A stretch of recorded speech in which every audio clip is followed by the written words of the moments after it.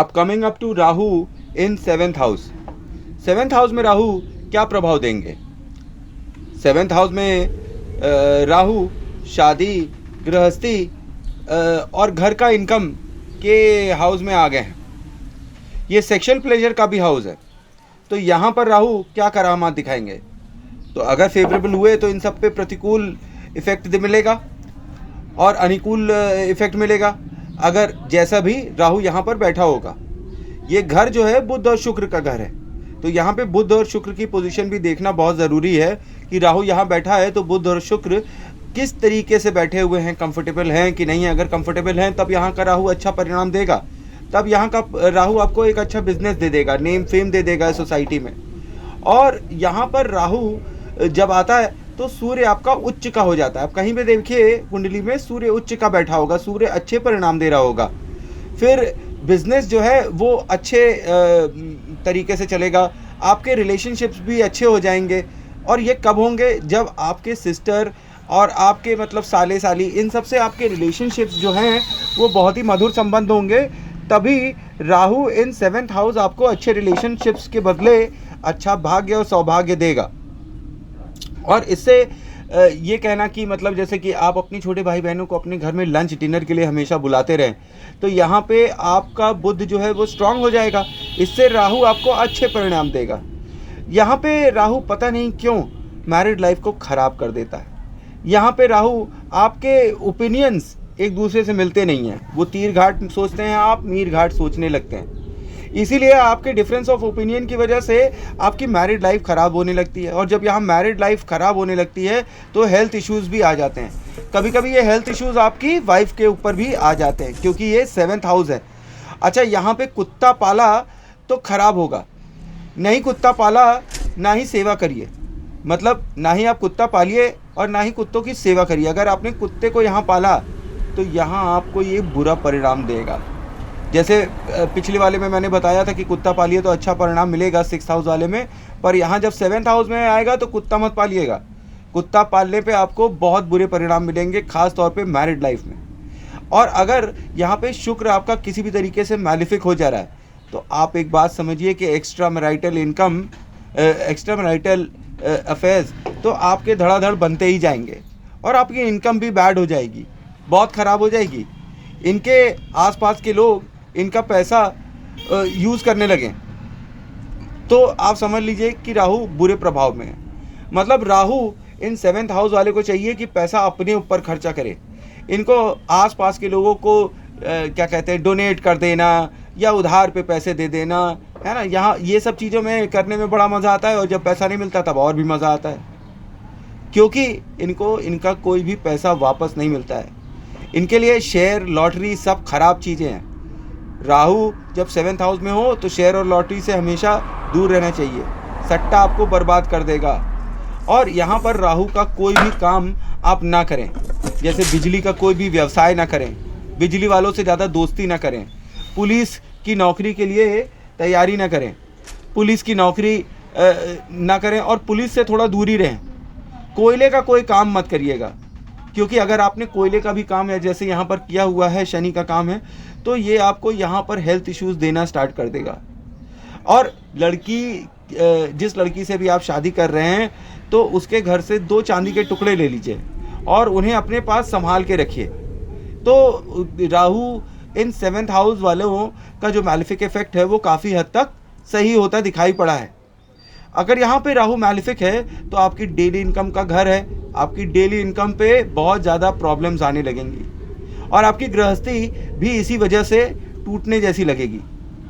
अच्छा, यहाँ पे एक पुराना टिन का टोटका करने पर कई बार कई एस्ट्रोलॉजर्स कहते हैं कि अच्छे फल मिलते हैं। जैसे एक टिन का आप डिब्बा ले लीजिए, उसे गंगा जल से भर लीजिए, उसके अंदर एक चांदी का चौकोर टुकड़ा रख दीजिए, उसके बाद उसे बाहर से रांगा मरवा दीजिए और इसको एक लकड़ी के पीढ़े पर रख कर अपने शयन कक्ष में, मतलब बेडरूम में स्थापित करिए। तो आपको बहुत ही अच्छे परिणाम गृहस्थी में भी मिलेंगे, डेली इनकम में भी मिलेंगे, और 7th हाउस जो जो चीज़ें आपको दे सकता है ना, वो सब में आपको अच्छे परिणाम मिलेंगे। अब coming up to Rahu in 8th house. जब राहु 8वें घर में आता है तो ये घर किसका है? ये घर जो है इन लॉज का है, ससुराल का है, और गुप्त तंत्र मंत्र विद्याओं का है। हाउस ऑफ डेथ है, हाउस ऑफ तंत्र मंत्र है।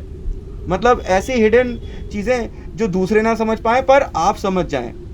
इसका ये भी मतलब होता है ये डीप स्टडी का भी घर है, रिसर्च का भी स्टडी का घर है, साइंटिफिक रिसर्च का भी ये घर है। ये घर आपको डिप्रेशन भी दे देता है, ये आपसे सीक्रेट काम कराता है, सीक्रेट अफेयर्स करा देता है, सीक्रेट सीक्रेट सीक्रेट और सीक्रेट। यहाँ पे हर चीज़ ऐसी चीज़ होती है जो बताए ना बताई जाती है और छुपाए ना छुपाई जाती है और बहुत ही परेशान करती है।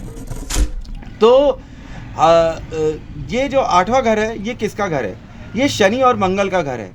अगर यहाँ शनि और मंगल अच्छी दशा में होंगे तो यहाँ का राहु कम मैलेफिक इफेक्ट देगा, क्योंकि मैंने ज़्यादातर देखा है यहाँ का राहु आपको अच्छा खासा मैलेफिक इफेक्ट देने लगता है। लाइफ आपकी सीसॉ की तरह हो जाती है। इनफैक्ट राहु का मतलब ही लाइफ को ऊपर नीचे ले जाना होता है। कभी अब ऊपर चली जाती है, कभी नीचे चली जाती है, कभी आपके पास बहुत पैसा आता है तो कभी आपका पैसा सारा बर्बाद हो जाता है। यहाँ पर राहु आपको ज़ोरदार इंट्यूशन पावर देता है और ये एक्सट्रीम लेवल की होती है। आप दूसरों के मन की बातें यूं ही भाप जाते हैं, जान जाते हैं। आपको पता चल जाता है कि सामने वाला आपके खिलाफ है कि आपके साथ है और वो क्या सोच रहा है। और ज़्यादातर के केसेस में जब भी आप सपने देखते हैं यहाँ पर तो आपके वे सपने भी सच हो जाते हैं। यहाँ का राहु आपको एंग्जाइटी दे सकता है, स्ट्रेस दे सकता है और पैसे का आना जाना लगातार बना रहता है लाइफ में। कभी तो भाई साहब राजा हैं और कभी तो रंक वाली स्थिति हो जाती है और फैमिली लाइफ यहाँ पर बहुत ही अनस्टेबल सी हो जाती है। ये इसलिए होता है कि एक तो पैसा आता जाता रहता है तो दिमाग खराब होता रहता है। जब दिमाग खराब हो जाएगा तो फैमिली में कैसे लगेगा? तो यहाँ पर फैमिली लाइफ भी राहु डिस्टर्ब कर देता है। और ये लोग जो हैं, जो राहु इन 8th हाउस वाले हैं, ये कहीं टिक नहीं पाते हैं। एक के बाद दूसरी जगह, दूसरे के बाद तीसरी जगह, कोई एक काम किया, वहाँ नहीं समझ में आया तो ये काम कर लिया, या एक साथ कई काम कर दिए और सारे काम एक साथ फ्लॉप हो गए। ये लोग बहुत ही मैनिपुलेटिव होते हैं। अपनी बात मनवाने के लिए साम दाम दंड भेद सब इस्तेमाल कर लेते हैं। ये अपने आसपास के लोगों को कंट्रोल करते हैं, ठीक है। और ये इसी वजह से ये डिसऑनेस्ट होते हैं। जैसे 2nd हाउस का राहु झूठा होता है, यहाँ का राहु जो होता है वो डिसऑनेस्ट होता है, वो मक्कार होता है, वो गलत तरीक़ों से पैसा कमाने में उसे बड़ा मज़ा आता है। हालांकि उसके पास सीधे तरीके होते हैं पर नहीं, उसको तो गलत तरीका ही पसंद है। दैत्य जो है ना, तो राहु यहाँ पर आपका दिमाग चकरा देता है और आपको डिसऑनेस्ट वे से पैसा कमाने के लिए प्रेरित करने लगता है। सिर पर यहाँ पर छत तक नसीब नहीं होती है। कई बार कोई भी फ्यूचर के लिए अच्छी नहीं है ये पोजीशन। यहाँ पर राहु आपको बैंक करप्सी तक पहुँचा सकता है, आपको बर्बाद कर सकता है पैसे के मामले में। यहाँ अगर राहु इन 8th हाउस वाले साउथ के घर में रहते हैं तो उनके लिए बहुत ही ख़राब है। और साउथ का किचन, जहाँ पे धुआं बाहर निकलने का रास्ता नहीं देख पा रहा है, वहाँ कोई चिमनी नहीं है, वहाँ कोई फ्रेश एयर फैन नहीं है और सफोकेशन हो रहा है, ये आपके फाइनेंसिस को और गृहस्थी को और सफोकेट करने की लिए एक नया कदम है। तो वहाँ पर आप चिमनी लगवा लीजिए, इलेक्ट्रॉनिक चिमनी लगवा लीजिए। धुआं घर में, किचन से घर के अंदर सफोकेशन नहीं लेकर आना चाहिए। अच्छा, अगर यहाँ पर आपका घर का लेवल ज़मीन के लेवल से नीचे है तो भी आपका भाग्य नीचे ही पाताल लोक में जा रहा होगा। तो यहाँ पर सजेशन दिया जाता है कि आप फ्लैट में रहिए भैया, आप टावर में रहिए।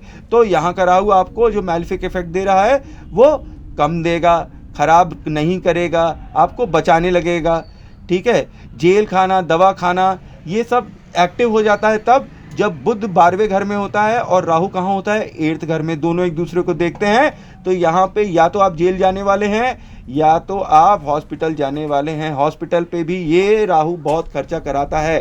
पर अगर 12वें घर में मंगल हो तो मंगल कर देता है दंगल और राहु शांत हो जाता है और सही प्रभाव देने लगता है।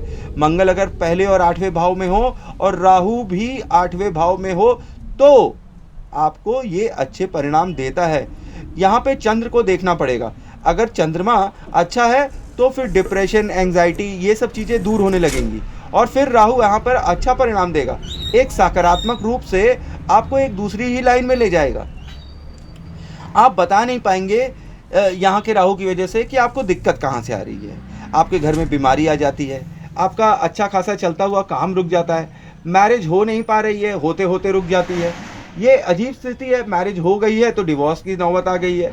पैसे को मोहताज होने लगे हैं। ये राहु इन 8th हाउस ये आपको दे देता है अगर वो मैलेफिक हो। और चांदी का इस्तेमाल यहाँ पर करने पर राहु के मैलेफिक इफेक्ट काफ़ी हद तक सही हो सकते हैं। जैसे चांदी का कड़ा पहन लेना, चांदी की पायल पहन लेना यहाँ पे लाभकारी हो सकता है। और यहाँ पर एक और उपाय है कि आप रात को मंगल का उपाय करिए। रात को एक जार में सौंफ रखकर अपने सिर के पास सो जाइए और साउथ ईस्ट डायरेक्शन में आप लाल रंग का बल्ब जलाइए जो रात दिन जलता रहे, उसे बंद नहीं होने दीजिए।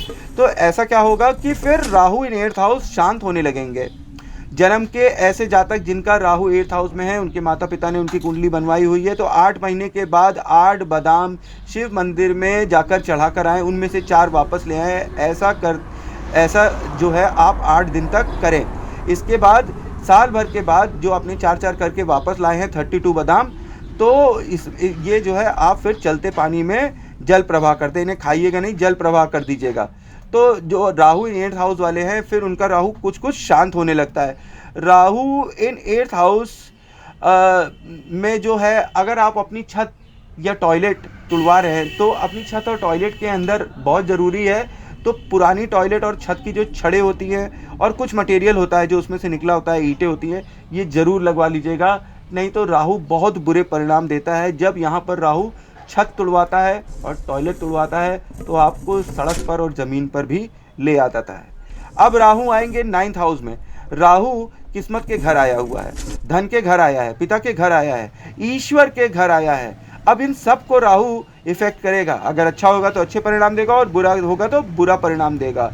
ये गुरु का घर है, हमें भूलना नहीं चाहिए। ये पंडित जी लोगों का घर है, धर्म का घर है, गवर्नमेंट का घर है। यहाँ राहु आ गया है, एक राक्षस आ गया है धर्म के घर में। आप क्या एक्सपेक्ट करते हैं? ये उधम मचाएगा, यहाँ पर बहुत रुलाएगा।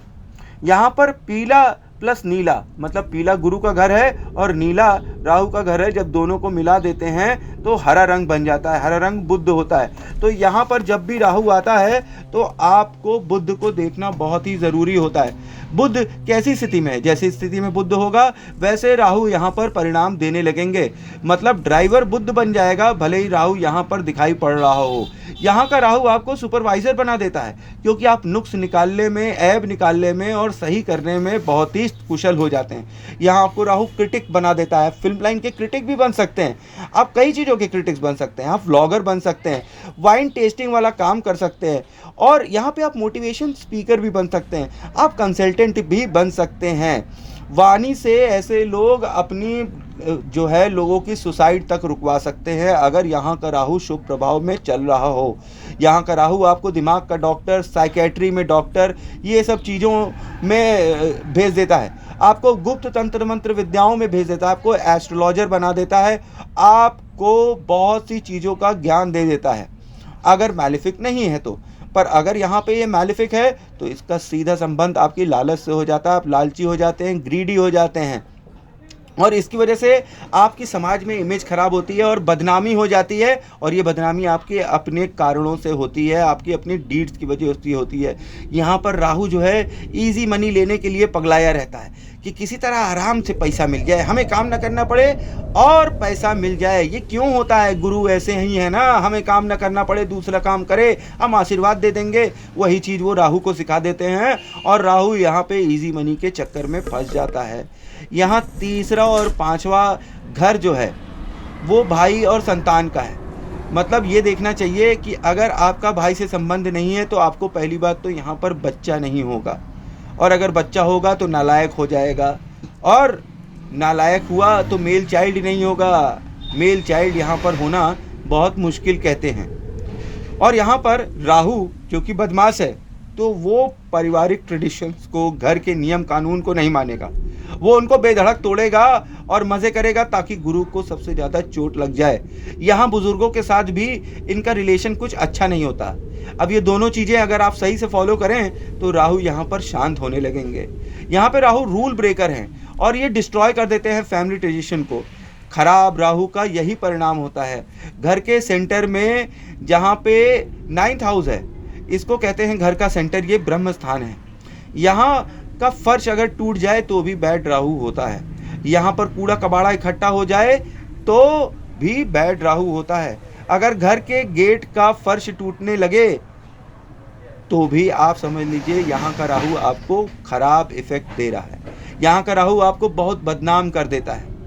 अच्छा, अगर घर के ब्रह्म स्थान पर कूड़ा करकट जमा हुआ हो तो आपके अंदर यहाँ घर में बरकत आना भी बंद हो जाती है। गुरु को यहाँ पे स्ट्रॉन्ग करिए, सोना पहनिए, केसर का तिलक लगाइए, दूध हल्दी का मिश्रण बनाकर अपने घर की चौखट पर छिड़किए और पूरे घर में छिड़किए, ताकि यहाँ पे दूध मतलब चंद्रमा और हल्दी मतलब गुरु, इन दोनों की कृपा बन जाए, जिनको राहु यहाँ बैठकर बड़े मजे से डिस्ट्रॉय कर रहा है। अब नेक्स्ट पार्ट में हम लोग देखेंगे राहु इन 10th, 11th and 12th house.